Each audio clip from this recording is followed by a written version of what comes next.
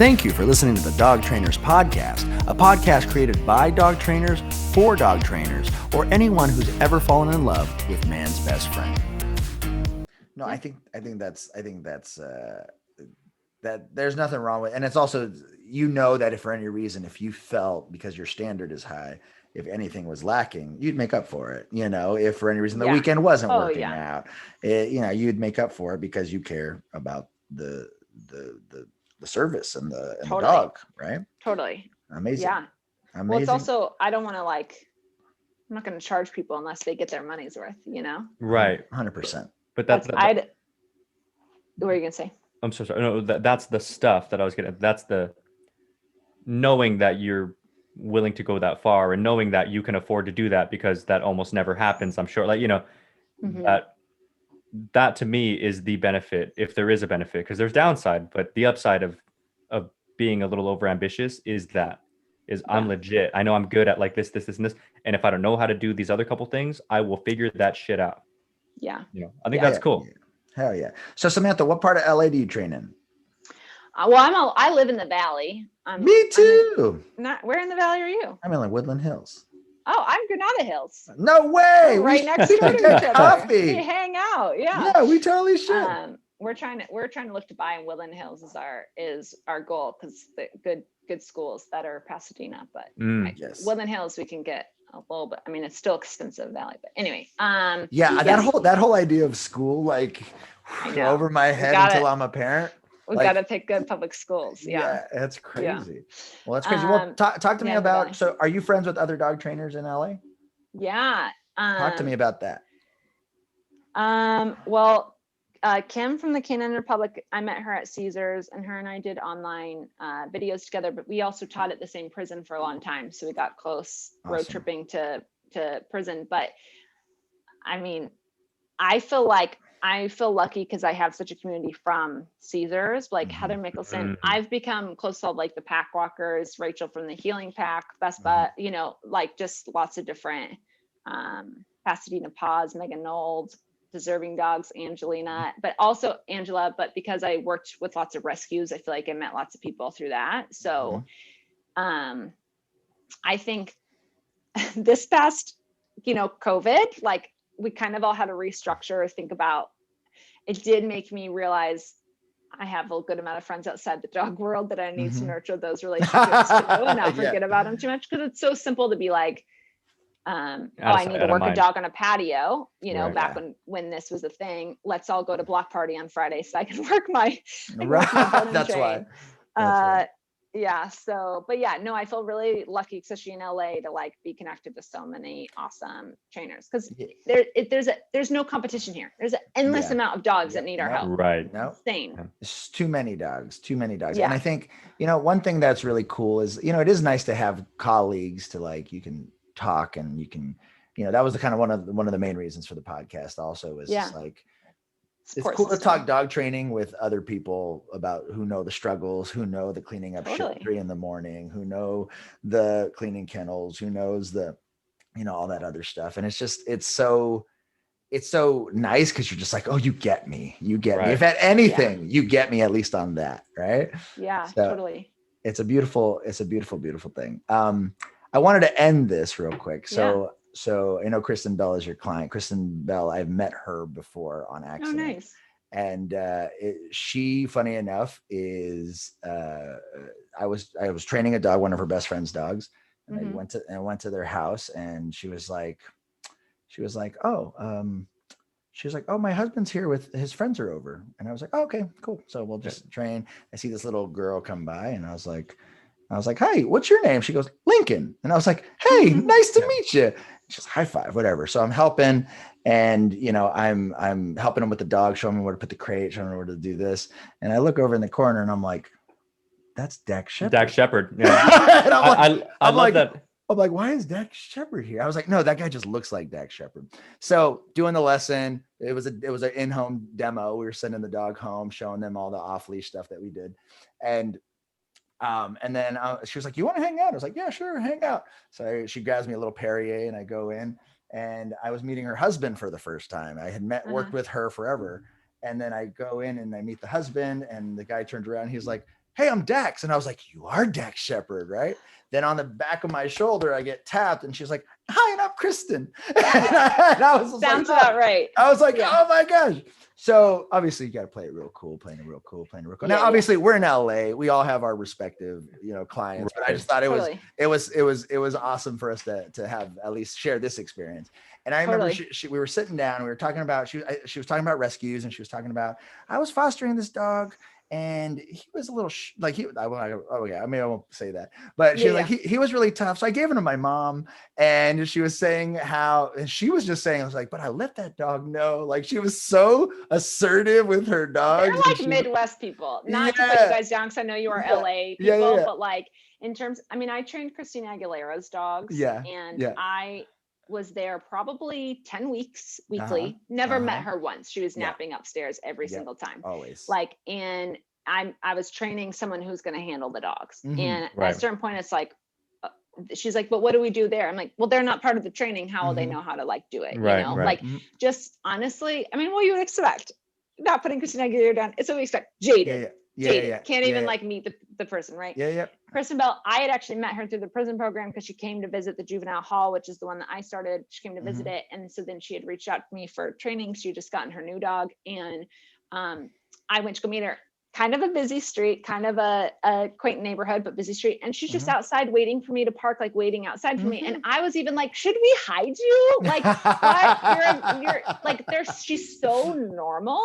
And they actually just adopted the foster that I had long-term during COVID, who was like the rescue was trying to save his legs. They thought he'd be depressed if he was 3-leg, but it had 5 fractures in it. He's a little terrier. And it was like months of trying to heal this leg with the thing. And I kept seeing his behavior get worse and worse and worse because he was scared of everything. Because if something hit his leg, he would squeal and And finally I convinced the vet. I have no idea why the vet did this. Honestly, the only thing I could think of is money, and then the rescue's heartstrings, but they finally decided to amputate it. And this dog came to life afterwards, and was slowly, anyways, Kristen adopted him, but she came over to my house once and brought her girls, the normalcy and the kindness. They're so nice. They're and as everyone should be, no one should be so conceited, but the rescue board and train I'm getting, she's paying for it because, but they're beyond cool. I will say, because I have a huge girl crush on her.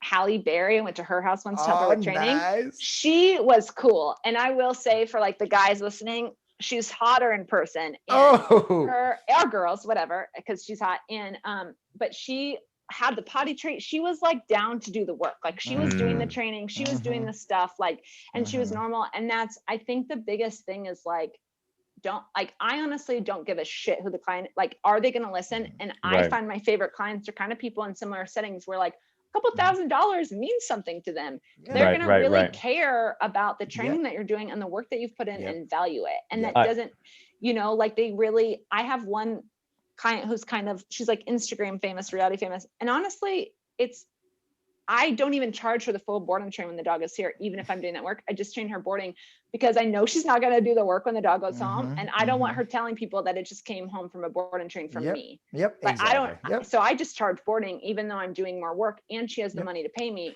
I don't want to take credit for that dog. Right. Yeah. I find that interesting, but I just want to touch on this real quick because Kristen Bell is also my celebrity crush, but and you'll only fall in love with her more. I'm sure she seems like it though. That's the thing on camera. She seems like what you're describing, even in movies and stuff like that. And I think my favorite movie with them is the one that Dax Shepard directed. It's his movie Hit and Run. But my favorite part about Dax Shepard is that he loves that 67 Lincoln enough that he named his daughter Lincoln. That's my favorite car too. The 67 Lincoln Continental. No, but I the one of my happiest days in LA, or one of my most triumphant days in LA, was I had a client out there who Brent, the guy who I'm putting you in touch with. Not an actor or anything like that, but a very wealthy person who owns a really big company. He owns a brand name. A brand name that everybody knows and everybody has. Okay, super wealthy guy. And he was there with the training, but not really. He also had the staff in the house and everything. Do it for me. Yeah. Yep. Right. Do it for me. And the happiest day and the most triumphant day I've ever had in Los Angeles as a dog trainer was when I fired his ass as a client. Yep. You know, because he just wasn't doing the work, and it's hard to be like, wow, you just told this person like you're not going to work with them anymore. You know, and it's like, at a certain point, it's your name. Right. Well, and it gave me that sense of like, you know what, I want to be, you know, because it doesn't matter if it's Kristen Bell or you know, some person. Like the board and train costs what it costs. It's not like it's not, you know, you're not making right. So it was nice to be like, you know what, it's cool, I guess, to be around and all the people associated therein. Like, you know, you come to the house one day and it's like, oh shit, Tom Cruise is here or whatever. But it's just, it's nice to be like, you know what, it's cool and all, but it's fun when you from like the bee to the flower and they want you. Yeah. So I'm like, I'd rather go and focus on becoming the best damn dog trainer that I can possibly be. Let them come find me next time and not have to deal with all this hassle. Yeah. And I will say, because my motivation at times has been like, well, if they reshare my stories or like the, you know, right. The Instagram, but I will say there is much more for people who like, you know, want to grow their following and stuff in this world of social media. That's like our websites now. That's how people get to know us. Right. If you get a lot of followers because someone reshared you who has a lot of followers, you're going to get a lot of followers who actually don't like vibe with you. Right. They don't even care. Right. They don't even like necessarily know the tools. So if all of a sudden I'm talking about my mini educator on a level 5 from 0 to 100, they're, you know, they don't vibe with me. They don't know me. They didn't find me because they were looking for dog training. Right. And so I will say it's so much better to like authentically grow yourself slower because like, I will say like, I have the coolest fucking like followers, like they, you know, like it's cool. It's like I've authentically grown them. They know my vibe, like they know me, like it's cool. Like, so don't have that be your motivation either, because you don't even necessarily get what you want. Right. Any benefit out of it. Right. I like to shout out Sean O'Shea for that. When he was one of the first ones that I heard. He was also one of the first big like mini educator e-collar people of like the modern e-collar era, you know, at least for me. Yeah. And he was one of the first people I've ever heard. He's actually one of the only people I've ever heard say to this day in dog training, it's all right to like cater to your audience. You don't need to be like this cookie cutter, like general dog trainer. Oh, I do absolutely everything all the time. And it's good to be good at everything. Like me and Brent talk about that a lot. You have to be good with e-collar and you have to be good with food and you have to be, you know, and be good at everything. Yeah. They strictly do e-collar, reactivity, this and that, you know, and it works. It's fine, right? That's the client base that they seek out. But he's totally open and just transparent about it. He's like, look, if you guys aren't really down with like e-collars and stuff like that, this probably isn't the channel for you. And he's comfortable saying that. And yet he's still got his big following and everything too. And I thought that was interesting. And I'm like, you know, that's a good point. You know, it's just all about being authentic. If that's how you're going to cater the business and all that other good stuff, then do it. Right. There's nothing wrong with that. And it clearly has worked out well.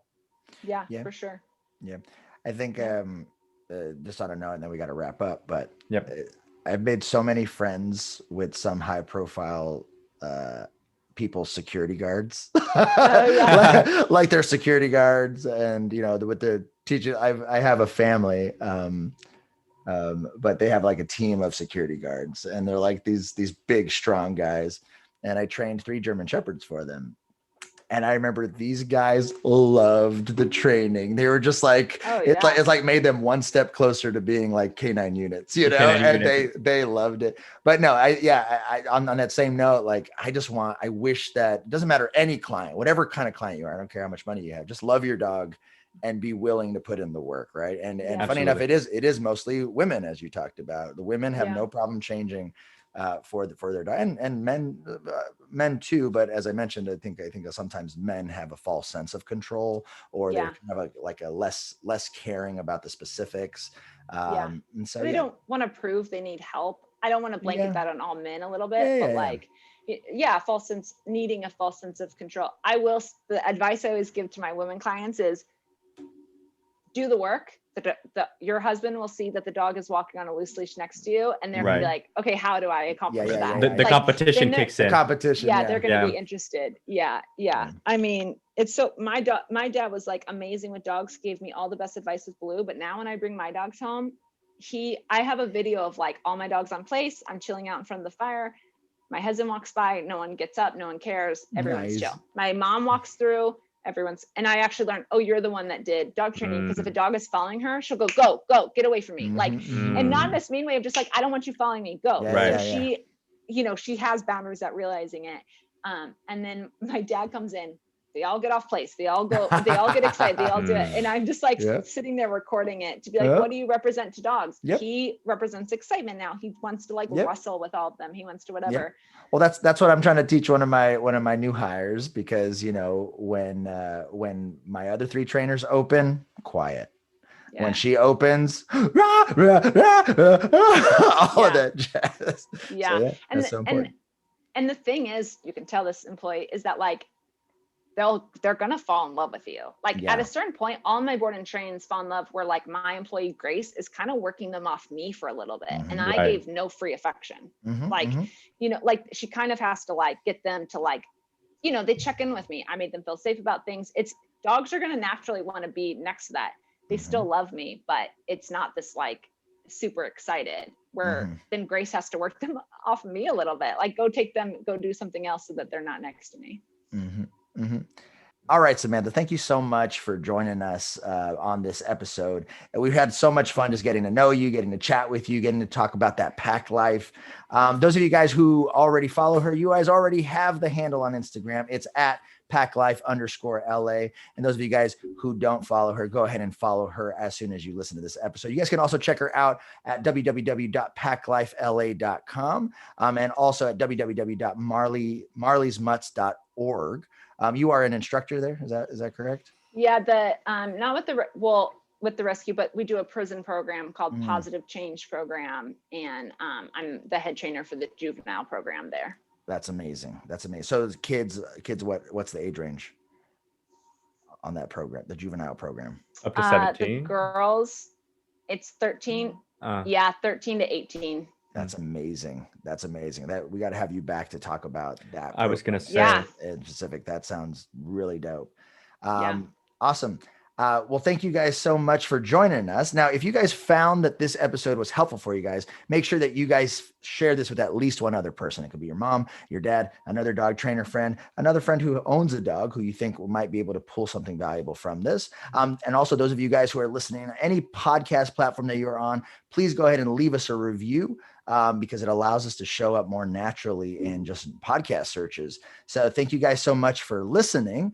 This was episode 48, our interview with Samantha Johnson from Pack Life LA.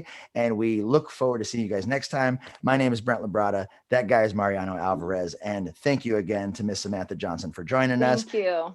Thank you for having me. Oh, it's our pleasure. And we have to have you back again sometime. Yeah, we have to get coffee. We're neighbors. Oh yeah. We're going to hang out this week. I hope you have time. I don't, but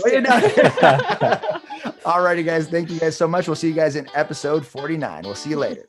Peace. Thank you for listening to the Dog Trainers Podcast, a podcast created by dog trainers, for dog trainers, or anyone who's ever fallen in love with man's best friend. We really hope you guys enjoyed this episode, and we hope to see you back for the next one. But in the meantime, please follow us on Instagram and Facebook at Dog Trainers Podcast. Go ahead and leave a comment. Ask us any questions that you want. We would love to connect with our dog trainer communities all around the world. Take care, guys. We'll see you next time.